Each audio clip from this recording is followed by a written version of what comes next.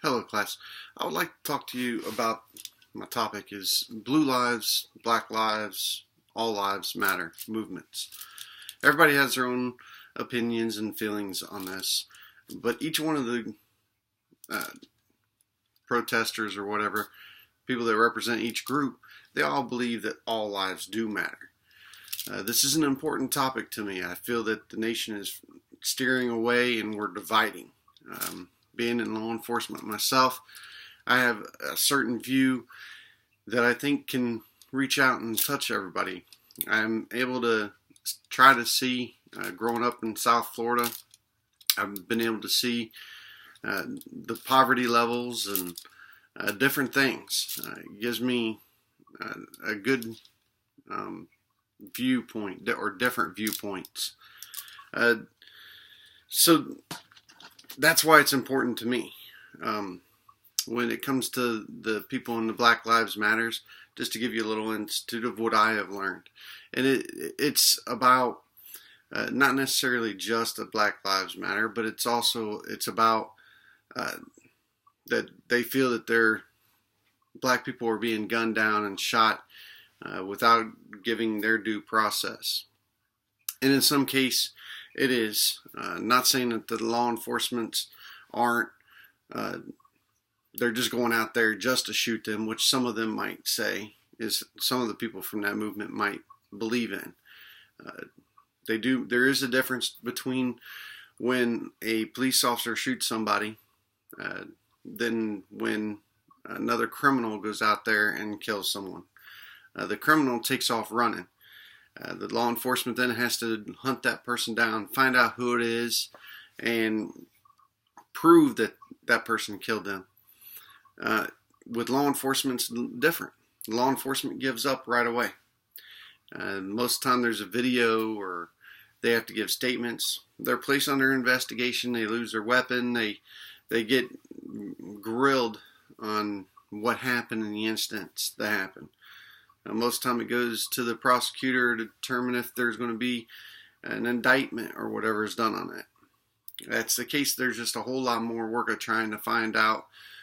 When it doesn't involve a police officer, there's a lot more work trying to find out who it was that killed it, so it takes a little bit of time. Law enforcement officers deal with things every day, of people being disrespectful, not listening to them. The best analogy that I've been able to come up with is if you're in your own home, your family's in there, and somebody walks into your house, breaks in. In some states, you're authorized to go ahead and shoot that person. It could be someone huge that you, by just looking at them, you are intimidated of. So imagine you're sitting in your house and somebody just walks in to your house and starts yelling and going to your room. In some cases, people have a gun and they shoot that person. They were afraid that they were going to be of harm. In some states, the person had that right. They have the right to protect their property and their life. If their kids are in the house and all that. So they still go through the process of being investigated, guns removed and all that. But there's another side to it. What if the person wasn't even meaning to cause harm?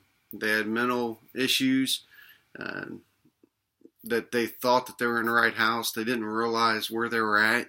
They were drunk or, just a complete misunderstanding, and a person was still shot. Does that make it that person was wrong for shooting them? Even if they were in fear and the person didn't have a weapon, but the person came into their own home. So does that make it right? We're all sorry that that happened, but we've got to understand when you're out in the neighborhood as a police officer, that neighborhood, that area is your home. Your responsibility as a police officer is to protect them. In Dallas, when there were protesters out there and the police officers lined up trying to protect, keep order and protect them. And a gunman took out and started shooting the police officers, and some of the bystanders were shot. The police officers put their differences aside and their own opinions, didn't look at that, and they went and protected the people that were protesting. Uh, yeah, it's just the life of a police officer is different. And what I ask of you is to take a minute and just look from different viewpoints and different sides. Look that you and try to put yourself in the police officer's shoes. If think about how a police officer has to day in and day out, stop after stop. They're concerned that it could be their last stop or last call that they go on. And they only have a second to decide on whether to pull that trigger. You've got a person that comes out of a car. They don't know. The police officer does not know if that person has a gun. And just think about how quick that happens. A lot of people that doesn't realize it goes through some of these police trainings, and they're like, wow, that was really quick. Your eyes have a hard time adjusting to make it that quick. So a police officer has to be really focused, really on their toes. And at times they make mistakes. They're humans.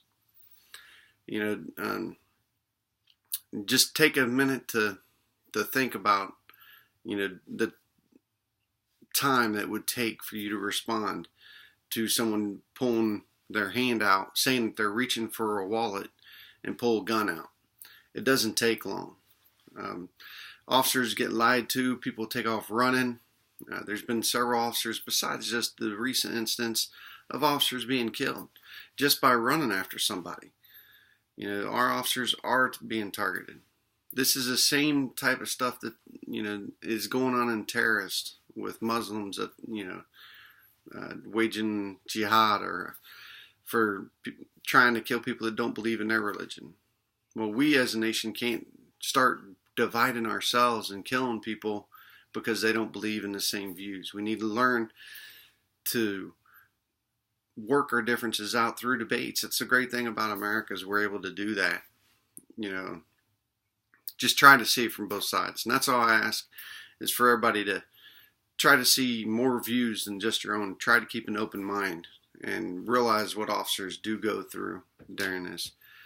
And I can speak for a lot of officers myself, is that we do believe that all lives matter. We put our life on the line and we do the best that we can. I'm not saying that there aren't bad officers out there, because I'm sure there are. But not every one of them that has been involved in the police officer shootings are bad. And just wait for the end results of the investigations to determine. There's more people out there that has killed people and are out there on the streets getting away with it because other people won't talk. We need to teach our kids and that the responsible thing to do is to comply with an officer, even if the officer is out of line. The officer might be having a bad day. They're a human as well. Just obey the laws. If they're wanting to see your hands, just show them their hands. You can argue the fact later on that they were out of line or anything like that. You can go to their police sergeant later on and explain to them that you were complying completely. And that's where you're going to get your justice. Looking to turn to violence is not the way to do it. Looking to argue with them at the scene. That is not your time for court. That is not your time to argue your side. That is your time to just comply. Get through that stop or whatever the situation is. Comply, allow the officer to do their job, and if you feel it was unprofessional, then go talk to their sergeants or file complaints and take the appropriate actions then. Make a difference that way than causing the problems that we have now. We need to make sure our kids understand the right way to handle situations so that less of this stuff will happen.